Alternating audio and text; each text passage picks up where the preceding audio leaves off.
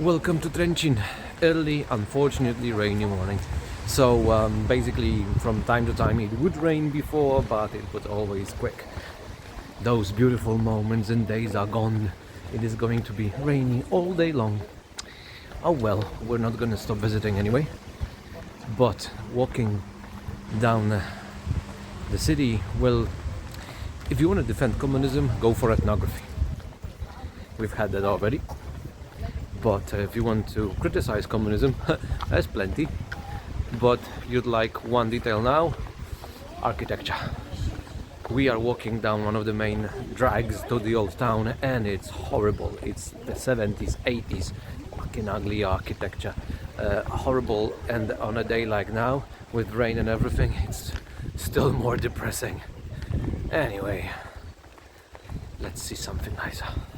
Here is the gate to the main town of Trenčín, with, of course, the obligatory church of the Jesuits, because why not? But the thing is, it's not really a city. Old town of Trenčín is really a town. It is very cute in terms of space and in terms of ambience.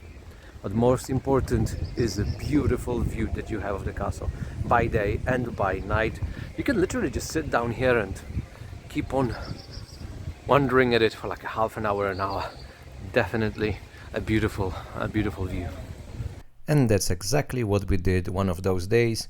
We stayed in this nice cute main market for like an hour or two, just doing nothing, watching the beautiful views, and something else as well. We did find a very nice local craft brewery called Lanius, not only offering a good range of craft beers, but also some amazing views at night. But my personal highlight of the stay in the town is their Belgian-style blackcurrant beer.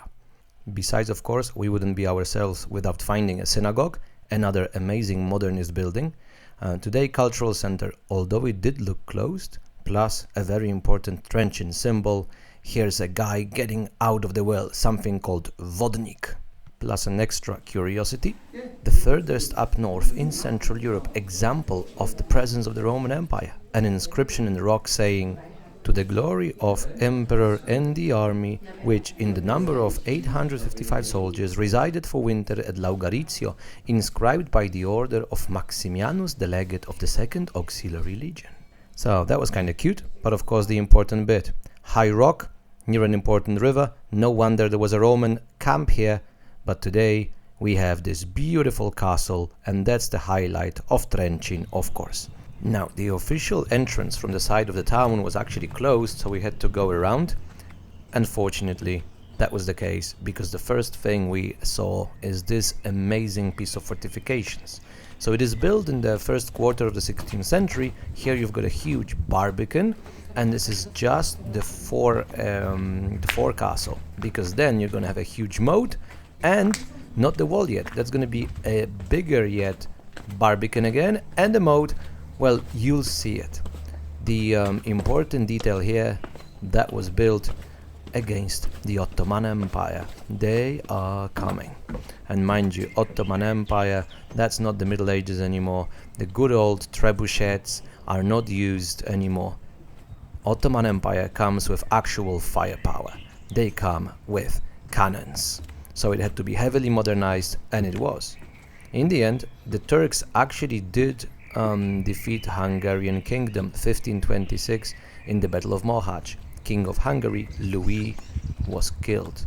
And here begins the Game of Thrones. Yeah, I know, we think of it as fantasy and dragons. My friends, Game of Thrones is basically European history. So, ironically, it was built against the Turks, everything we see around you. But it was used in the Game of Thrones. Because now you have two guys playing. Ferdinand of Habsburg and John of Zapolia.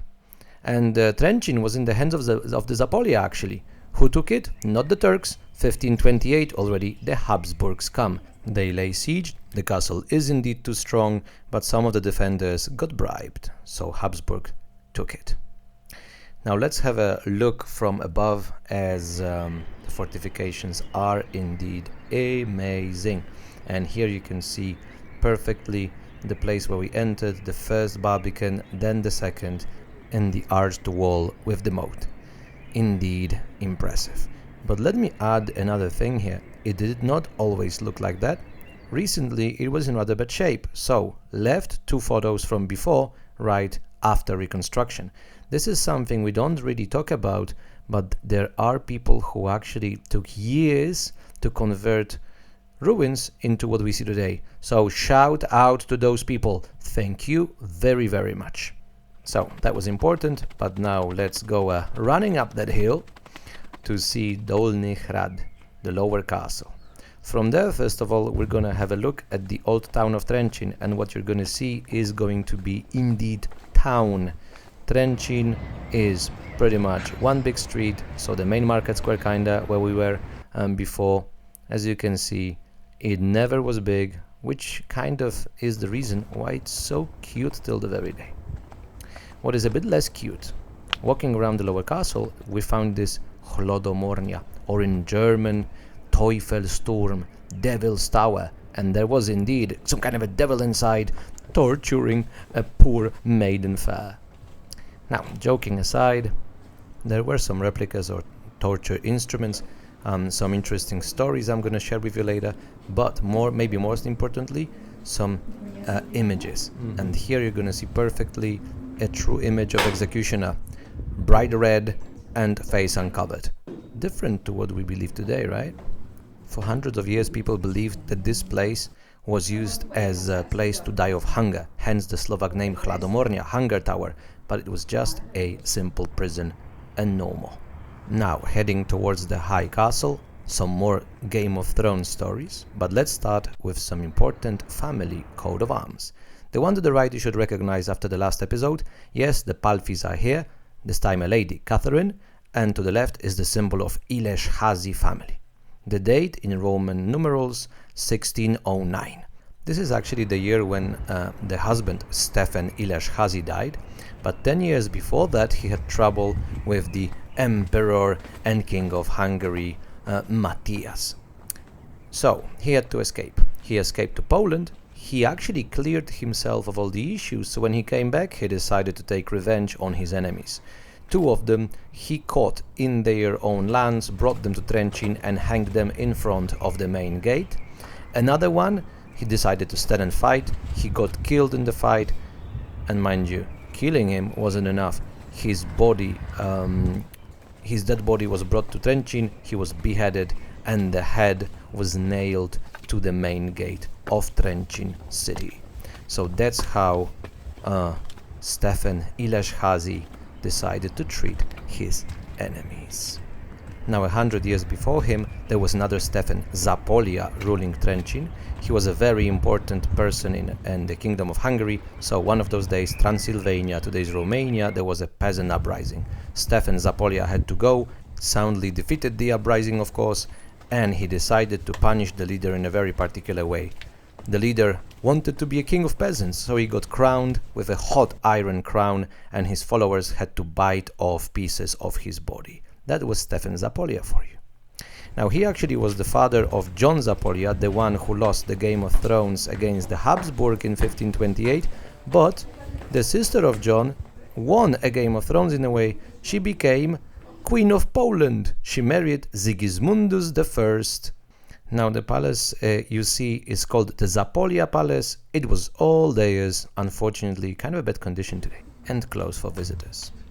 But those guys were not the most important ones. There is one more that's very famous here, Matusz Czak. Now he was responsible, for example, for the beautiful tower that we saw a moment ago, and he comes from, again, a very famous family, but he was born second part of 13th century, so still way back. Very soon both the father and his uncle die, and he becomes, with 25 years only, the head of his family. And as was custom among such people at the time, he started spreading the prestige and wealth of the family, usually by claiming lands of everybody around him, either through force or through bribery or whatever other means. He actually got his hands on most of today's western and central Slovakia. Now at the time the kings of Hungary were very weak, so there was nobody to stop him really, and even better for him, one of the kings dying, no heirs, end of the original Arpad dynasty of Hungary. So again, Game of Thrones, one side Václav of Czechia, another Charles Robert of Anjou. So first Matuščák supports the Czech guy. So he basically, anything that Matuš had, he is given officially, but of course Václav then noticed he actually has somebody who's more powerful than him. He tried to claim back the lands, so Matuščák went over to Charles Robert, who actually won the crown of Hungary and made Matuščák Palatin. So one of the most important people in Hungary besides the king himself. He was charged with claiming all the lands of the families that supported Václav before. And of course Matuščák does it, but he does not give it back to Charles Robert. He claims it himself, furthering still his power. He actually did not attend the crowning of Charles Robert, as Matuščák was kind of a king himself. He was actually known as the master of the Vach Valley and of the Tatra Mountains. He did behave like a king. In Trenčín, he made his kind of capital, we can say, copying the royal court of Hungary. He even went as far as to meddle in the affairs of the clergy, removing bishops he didn't like and putting his own favorites in their place. Well, that was a bit too much. Vatican sent a papal legate who, seeing what's going on, excommunicated Matuščák. Charles Robert, the king, was only waiting for a chance like that. He was envious of the power of Czech, of course, so he used the opportunity, and both the church and the king moved against him. Now he was fighting, mind you, but of course started losing, but never lost Trenčín itself and the surroundings. It is only when Matuščák died finally in 1321, after more than 10 years of fighting, that his realm fall apart. Interestingly, his name was never forgotten, and actually people kind of remembered the realm as the land of Matuš. So in the modern days, 19th century, there was actually a movement kind of understanding Matuščák as the original medieval Slovak king. Until the very day, as you can see on the photos, you can see him in Slovak public space. So from the tower of Matuščák himself, let's have a little look at the Vach River, leading you slowly but surely all the way towards the famous Danube. And even on such a cloudy, kinda grey day, it is still an amazing view, and we weren't the only ones thinking so. Those two pigeons also find it very romantic. Just a quick extra look if nobility fits us, and let's go back to the rainy Saturday morning in Trenčín. Today we are not alone. Today we are with Martin. So after several years of not using it, we're back to couchsurfing. If you haven't heard of it before, basically the idea is you create a profile on the website, and then you can say how many people can stay on your literal or metaphorical sofa. So for many years me and Vicky were using it, then for several years nope, and we're back. So for tonight we spend time on the couch of Martin here. So we are off together to visit two half-ruined this time castles, one more, one less famous. So let us start with the less famous. We are going to visit a place called Beckov. And mind you, you may be thinking, yeah, but we saw a castle already. Well, let me give you here a little anecdote. So several years ago, I took my mom for a little round trip of the Yucatan, and we were visiting all the places of the Mayas.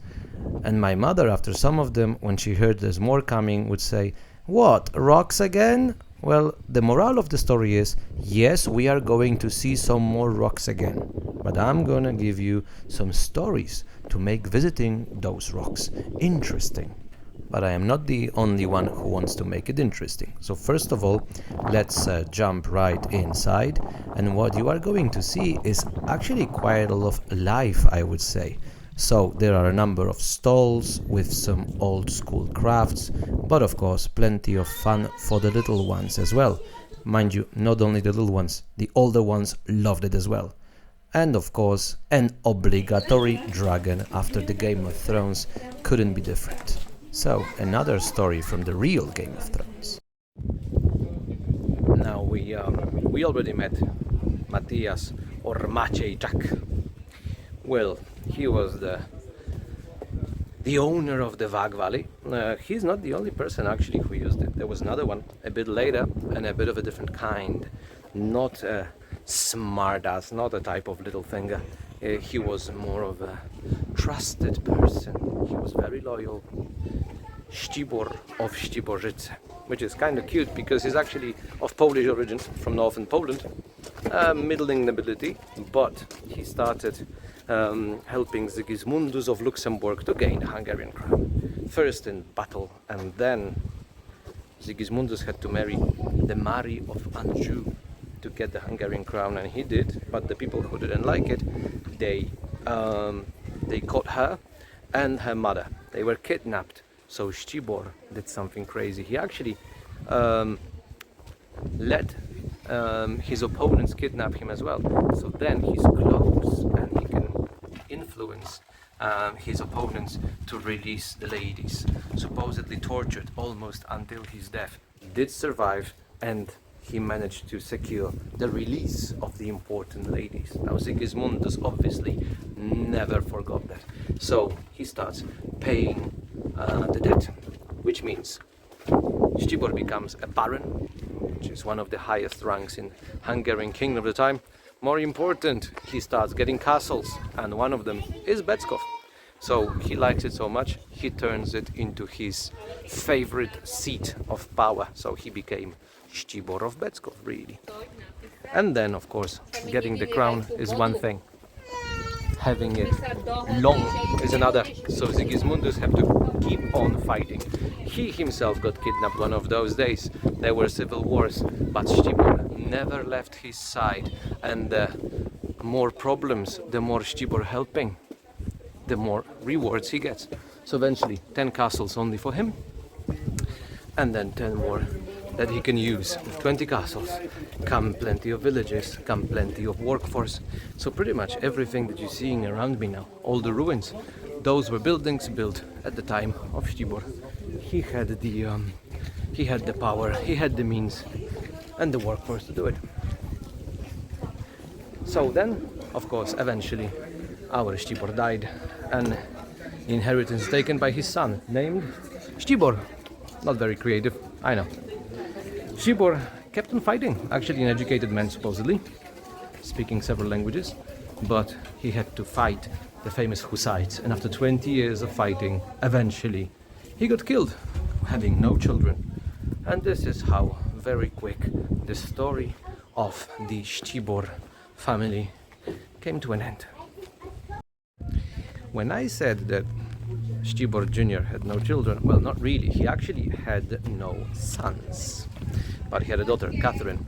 The problem is, and I think my ladies, comes as no surprise to you, that women did not really have rights at the time. So Catherine could not inherit the castles, for example. In the end, there was kind of a cousin who showed up and said, well, it's all mine, and he got it. Catherine only got something called the daughter's quarter, so only officially the quarter, but in value of the value in money, but she could not inherit the actual castle, so she became actually homeless. Now people of course realized with time something's wrong. The cousin wasn't good at claiming the inheritance, so supposedly in the end, one day before his death, on his deathbed, literally, Sigismundus of Luxembourg finally signed a document, well, kind of giving it all back to Catherine. Of course it wasn't that simple, law is law, so he gave it to another Hungarian baron, Banfi, of course under one condition: he marries Catherine. So that's how it went around. But at least she got back not only her castles, but her, well, family home, we can say. And here, huge apologies for the quality, especially the wind in the background. You can tell I'm a beginner, and I had no idea when I was recording that it's gonna end up like that. But I do promise, although I'm a slow learner, I am going to improve. But before we leave Beckov, there was actually an unexpected highlight. So here we are walking towards the entrance, and there's a little cemetery, but not just a cemetery. an old school Jewish cemetery. When I say old school, some of the tombstones look like they're from 200 years ago or more. And here's an example. Now keep in mind one important detail, that the cemetery is right at the gates to the castle. It may kind of look weird at first glance, but my guess is there's actually an important reason to it. So keep it in mind. But also, I guess after several episodes you noticed we like synagogues. I think you noticed we generally like Jewish history. So if we can also find an old school, especially old school Jewish cemetery, I know it's gonna sound kind of bad, but we're always very excited to see another one. Anyway, expect more to come, of course, but we are going to leave Beckov as there is another very important ruined castle waiting for us. And the other castles were very easy to find and approach. They were pretty much in the middle of the village or town. Now here, our last castle for today, you need to walk around 3 kilometers from the village. But the walk is nice, not only views, but I think you can hear why it is nice. But the official story is not that nice at all. But first, something really cool. So here's a board with certain materials, and when you turn the material you can see how many years it takes to decompose under natural circumstances. So that's something very simple, very graphic, and I think very easy to understand, and I would love to see such things in every forest. Anyway, I learned to finally speed up the clips. So here I'm using it again, running towards the castle called Treachery. Here's another cool board showing you how the place used to look like before. But I did mention several times vampires, right? So here's the thing. Mateusz Czak lived here in his time. Ścibor of Ściborzyce as well.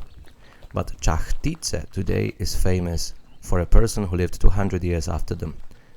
It's famous for Elizabeth Báthory. So the bloody countess, the lady vampire. Now let's start slowly. She is born in 1560 to a very wealthy and important Báthory family. Mind you, her uncle, called Stefan Báthory, was just a king of Poland and Grand Duke of Lithuania. Why not? Now, she was married to Franciszek Nadasdy when she was 15, another great family. He was famous for fighting the Turks. So actually he wasn't very often at home. They of course did manage to have children. 3 of them survived until adulthood, 2 daughters and 1 son. But what I guess is an important bit here, he would see horrible things in war, and he was a sadistic personality. She probably as well. So they kind of clicked. Supposedly he actually taught her to torture people. And Franciszek Nadasdy dies in 1604. And here begins the important bit. Supposedly her sadism exploded after the death of the husband.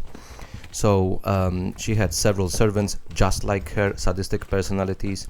They would basically trick peasant girls to come to their castle for work. They would of course be tortured and killed. Plus girls from the local small noble houses as well. Supposedly she even bathed in the blood of the young girls, still virgins, to keep her youth.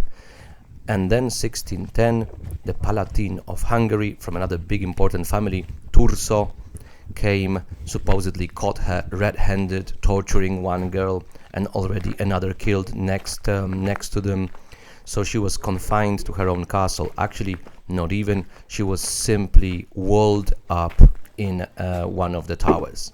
And 4 years later, she died after murdering up to 650, especially young girls. So that's pretty much the official story you'd hear. There's only one problem with it. It's probably complete BS. Let's start this time with the context. And the context is, those are the times of fight again between the Habsburgs and the Hungarian nobility for power in the Kingdom of Hungary. The Turso family of the Palatine who came to arrest Elizabeth was actually on the side of the Habsburgs, and the Báthorys were one of the most important families against the Habsburgs. So here's one little trick. The other is Turco came with the sons-in-law of Elizabeth, and she had to write a testament leaving all her money and wealth to the sons-in-law. Interesting coincidence. Plus, the emperor was actually indebted to the Báthory family. Suddenly the debt is cancelled. Interesting. Mind you, she was not caught red-handed. She was having dinner.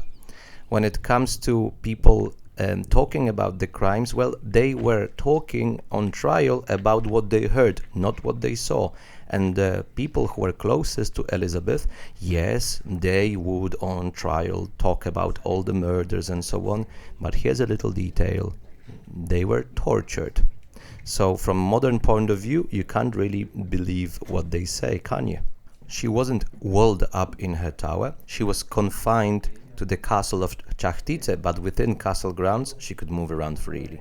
And this is actually something that speaks volumes of her guilt. If she had been caught red-handed and guilty for sure, she would not have been confined to the castle, but something else would have happened.